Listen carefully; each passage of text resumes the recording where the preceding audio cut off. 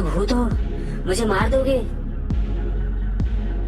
Golu school से आकर खाना खाते खाते टीवी चालू करता है।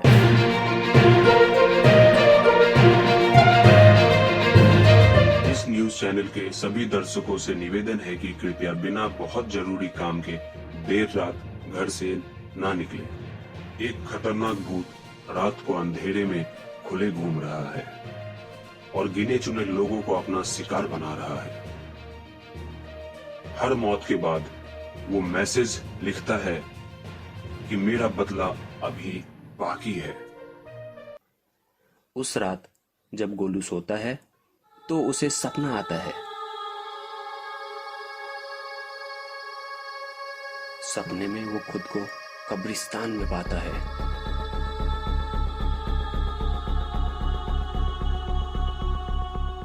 चारों तरफ सन्नाटा पसरा होता है। मैंने टॉर्च का उपयोग किया। फिर मैंने अजीब शोर सुना और भय की रोंगटे खड़े करने वाली भावना महसूस की। ऐसा आभास हुआ मानो जैसे कब्रिस्तान जिंदा है और मेरी हर हरकत पर नजर रख रहा है। अचानक मैंने पीछे से जोर की एक गड़गड़ाहट सुनी।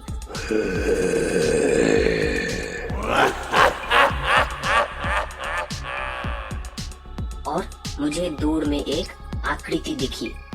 यह एक भूत था।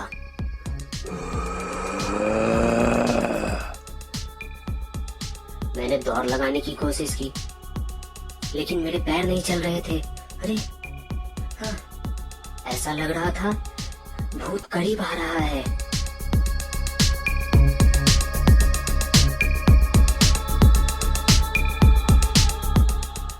उसकी चमकती आंखें मुझ पर टिकी है। मुझे पता था कि मैं सपने में फंस गया हूँ। भूत की पकड़ से बाहर नहीं आ पा रहा। मैंने अपनी आंखें बंद कर ली और दुस्वप्न के समाप्त होने की प्रार्थना करने लगा। लेकिन जब फिर आंख खोला तो भूत ठीक मेरे सामने था। उसकी ठंडी उंगलियां मेरी त्वचा को छू रही थी और मेरा नाम फुसफुसा रही थी। गोलू, गोलू, गोलू। उसने मुझे और करीब खींच लिया। उसकी ठंडी सांसें मेरे चेहरे पे थी। मैंने फिर भागने की कोशिश की।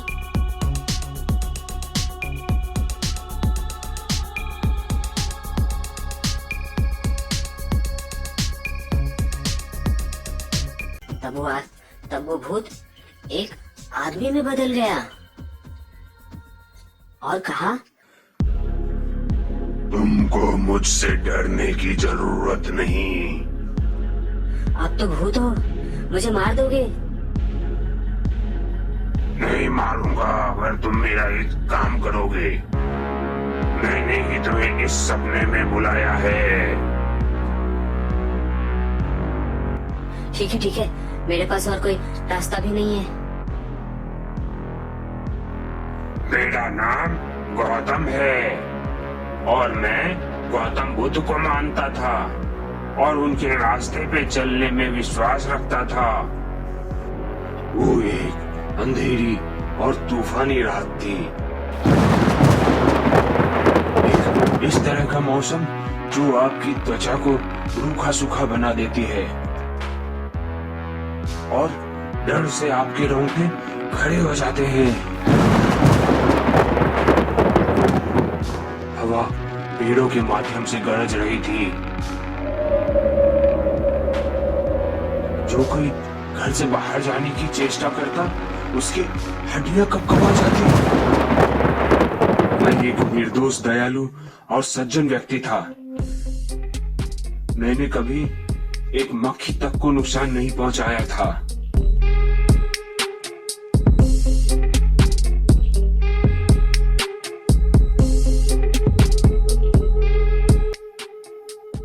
वह मेरे लिए दुर्भाग्यपूर्ण साबित हुई। मैं देर रात काम से घर लौट रहा था। पहली तारीख थी, सैलरी मिली थी, तो घर वालों के लिए सरप्राइज गिफ्ट ले जा रहा था। तभी मैंने देखा कि छाया में दुबके पुरुषों का एक समूह मुझे घूर रहा है। उनकी नीयत ठीक नहीं लग रही थी। वे लुटेरे थे। मैंने झट से अपना रास्ता बदलना चाहा। मैं कुछ समझ पाता उससे पहले पुरुषों का समूह मुझ पर हावी हो गया।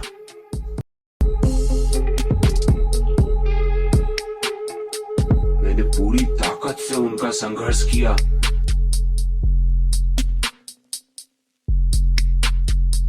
लेकिन वो बहुत सारे थे। उन्होंने मुझे बेरहमी से पीटा और एक अंधेरी गली में मुझे अधमरा छोड़ चले गए।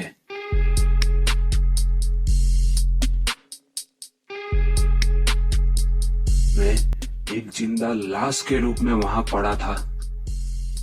मैं कुछ बोल नहीं पा रहा था।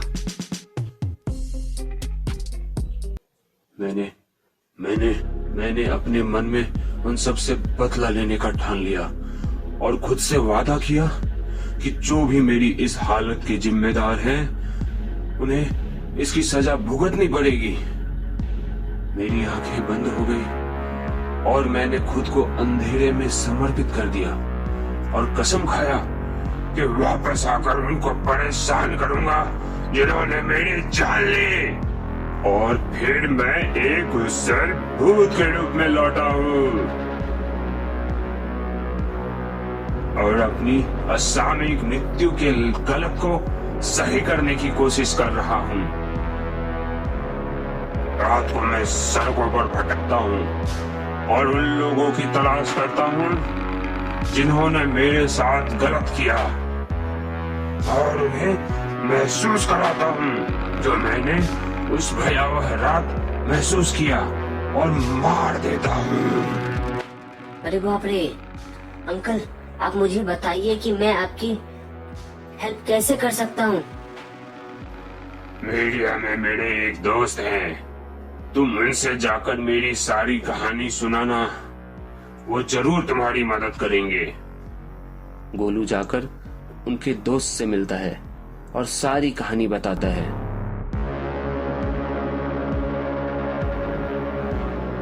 उनके दोस्त ने अगले ही दिन ये कहानी अपने चैनल पे दिखाई और कहा,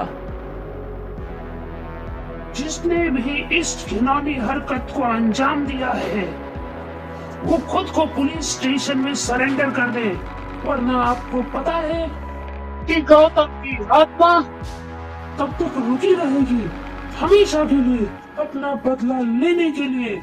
इस खबर का असर दिखा और अगले ही दिन सारे बदमाश ने आत्मसमर्पण कर दिया। इस तरह उनके आत्मा को मुक्ति मिल गई।